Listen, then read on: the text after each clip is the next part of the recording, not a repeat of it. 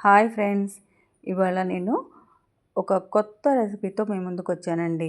అదేంటో మీకు ఆల్రెడీ అర్థమైపోయి ఉంటుంది. థంబ్‌నెయిల్ చూసారు కదా. జామకాయతో రోటి చట్నీ. నిజంగా చాలా అద్భుతంగా ఉందండి ఈ చట్నీ.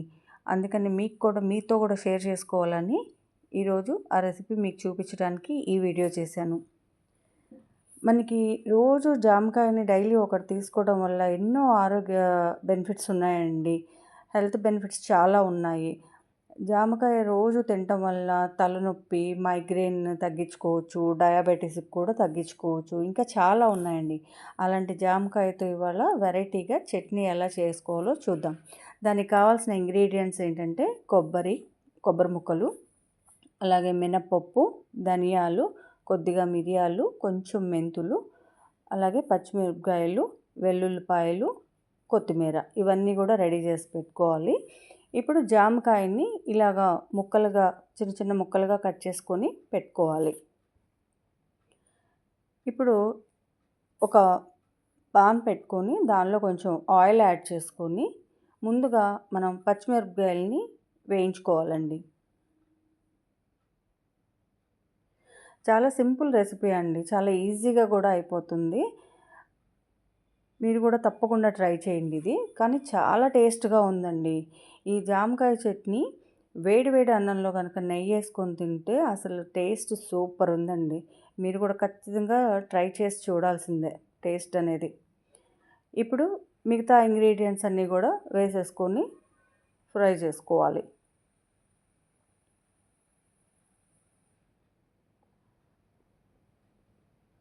మనం రోజు డైలీ ఒక జామకాయ తీసుకోవడం వల్ల మన స్కిన్ కూడా చాలా యంగ్‌గా కనిపిస్తుందండి. రోజు ఒక జామకాయ కనుక తీసుకుంటే.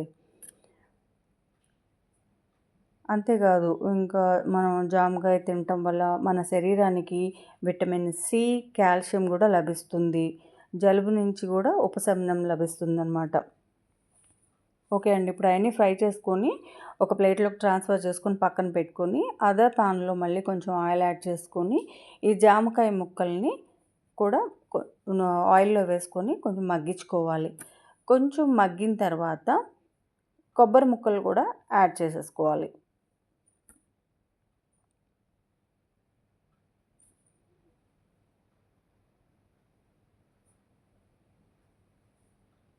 మూత పెట్టేసేసి కొంతసేపు ముక్కలు మగ్గిన తర్వాత ఇప్పుడు ఇంకా బాగా మగ్గాలండి అవి. దానికోసం మనం కొంచెం రాక్ సాల్ట్ కూడా యాడ్ చేసుకొని బాగా కలుపుకోవాలి.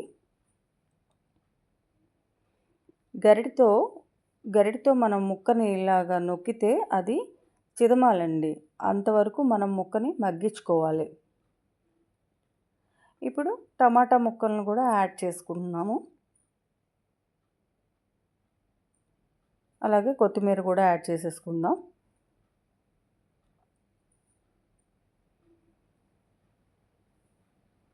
ఇప్పుడు మరికొంతసేపు మూత పెట్టేసేసి వాటిని బాగా మగ్గనివ్వాలి.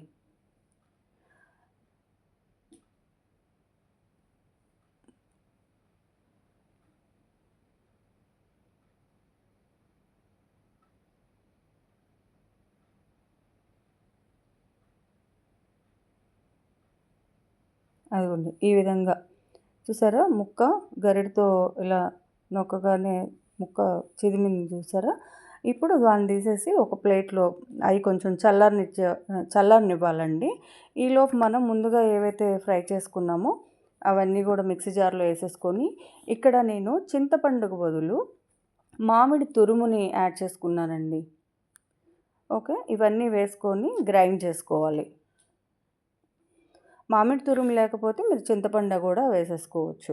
ఈ విధంగా గ్రైండ్ చేసుకొని ఇప్పుడు దానిలోనే మనం చల్లారిపోయిన జామకాయ ముక్కలను కూడా మిక్సీలో వేసేసుకొని గ్రైండ్ చేసేసుకోవాలి. ఈ విధంగా గ్రైండ్ చేసుకోవాలి. ఇప్పుడు దీన్ని మనం తాలింపు వేసుకోవాలండి. మళ్ళీ పొయ్యి మీద పాన్ పెట్టుకొని ఆయిల్ యాడ్ చేసుకొని దానిలో మనం పోపు అంతా వేసేసుకొని ఈ గ్రేవీ అంతా దానిలో వేసేసుకొని తాలింపు వేసేసుకోవాలి. ఎండుమిరపకాయలు, పచ్చిశనగపప్పు, ఆవాలు, జీలకర్ర, కొద్దిగా పసుపు, కరివేపాకు ఇవన్నీ కూడా మనం పోపు పెట్టేసుకొని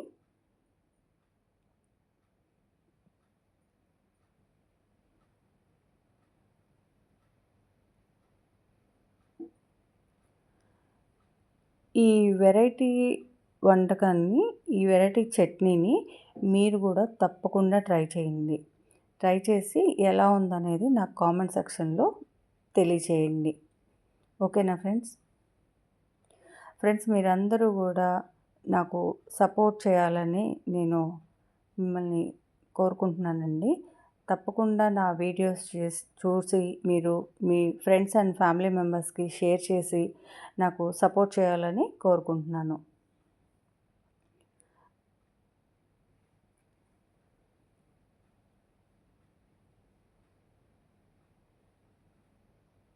ఓకే అండి. తాలింపు కూడా పెట్టేసుకున్నాము. జామకాయ చట్నీ రెడీ అయిపోయింది.